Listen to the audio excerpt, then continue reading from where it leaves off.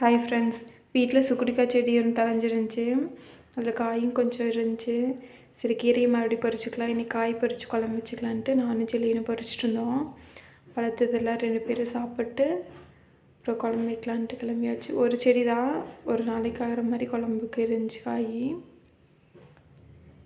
சுக்குட்டிக்காயும் சரி கீரையும் நல்லது, வயிற்று புண்ணுக்கெல்லாம் ரொம்ப நல்லது. இருந்துச்சுன்னா வேஸ்ட் பண்ணாமல் பிடிங்கி சாப்பிடுங்க. தீக்ஷித்துக்கு வந்து லஞ்சுக்கு வெண்டைக்காய் பொரியல் பண்ணியிருந்தேன். அதனால் வெண்டைக்காய் ஃப்ரைட் ரைஸ் பண்ணி கொடுத்துட்டேன். அப்புறம் பிரேக்ஃபாஸ்ட்டுக்கு வந்து தோசை 2 ஊற்றி கொத்தமல்லி சட்னி இருந்துச்சு, நேற்றுக்கு வச்சது சூடு பண்ணி வச்சுருந்தேன். அது கொஞ்சமாக தான் இருந்துச்சு, அவனுக்கு அளவு ஆகும்னு சொல்லிட்டு தோசை விட்டு அவனுக்கு கொடுத்துட்டேன்.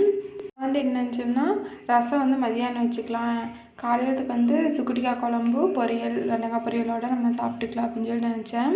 எல்லாம் வதக்கி வச்சுட்டு தான் சுக்குட்டிக்காய் பொரிக்க போனேன். பொரிச்சிட்டு வந்து கரண்ட்டு வரவே இல்லை ரொம்ப நேரம். அதனால் என்ன பண்ணுறது, ரொம்ப லேட் ஆகிடுச்சுன்னு சொல்லிட்டு ரசம் வச்சு பொரியலோடு எல்லோரும் சாப்பிட்டாச்சு. அதுக்கப்புறமா தான் கரண்ட் வந்துச்சு. மதியானத்துக்கு தான் குழம்பு இருக்குது. அம்மா ஒன்று நினச்சி அது ஒன்று நடக்குது. தீக்ஷி ஸ்கூல் காமிச்சு விட்ட உடனே குழம்புக்கெல்லாம் வதக்கி சுக்குட்டிக்காயெல்லாம் பொரிச்சிட்டு வந்தாச்சு 8:30 மணிக்கு. குழம்பு 10:30க்கு தான் வச்சேன்.